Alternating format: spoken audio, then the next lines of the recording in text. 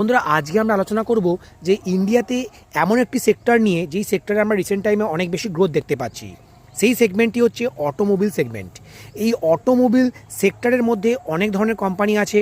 Two wheeler company আছে, four wheeler manufacturing করে থাকে অনেক কোম্পানি, তার মধ্যে প্যাসেঞ্জার ভেহিকেল আছে, কমার্শিয়াল ভেহিকেল আছে, এছাড়া থ্রি হুইলার ম্যানুফ্যাকচারিং করে থাকে এমন অনেক কোম্পানিও কিন্তু ইন্ডিয়াতে লিস্টেড আছে।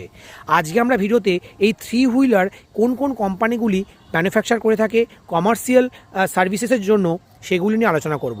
প্রথমেই বলবো যে বাজাজ অটো কিন্তু ইন্ডিয়ার নাম্বার 1 পজিশন হোল্ড করছে এই থ্রি হুইলার সেগমেন্টে। বাজাজ অটোর সাথে সাথে আমরা মাহিন্দ্রা অ্যান্ড মাহিন্দ্রাকেও ভুলে যাব না, কেন মাহিন্দ্রা অ্যান্ড মাহিন্দ্রারও কিন্তু এই থ্রি হুইলার সেগমেন্টের, তারা কিন্তু ইভি সেগমেন্টের মার্কেট লিডার।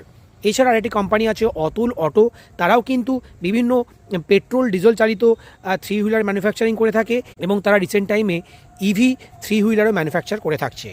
এছাড়া আরেকটি কোম্পানি আছে টিভিএস মোটরও কিন্তু থ্রি হুইলার অনেক ম্যানুফ্যাকচার করে থাকে তাদের বিভিন্ন কাস্টমারদের জন্য। বন্ধুরা আমরা যখনই দেখছি যে অটো সেক্টরে একটা হিউজ টেলউইন্ড দেখা দিচ্ছে, যেহেতু ইন্ডিয়ান গভর্নমেন্ট রেট কাট করেছে, তারা ইনকাম ট্যাক্স অনেক ছাড় দিয়েছে এবং তারা জিএসটিতে অনেক বেশি রেট কাট করেছে, সেই জন্য আমরা আগামী দিনে অবশ্যই কিন্তু এই থ্রি হুইলার সেগমেন্টেও অনেক বেশি গ্রোথ দেখতে পাবো। তাই আপনারা এই ধরনের স্টকগুলিকে ওয়াচ লিস্টে রাখবেন।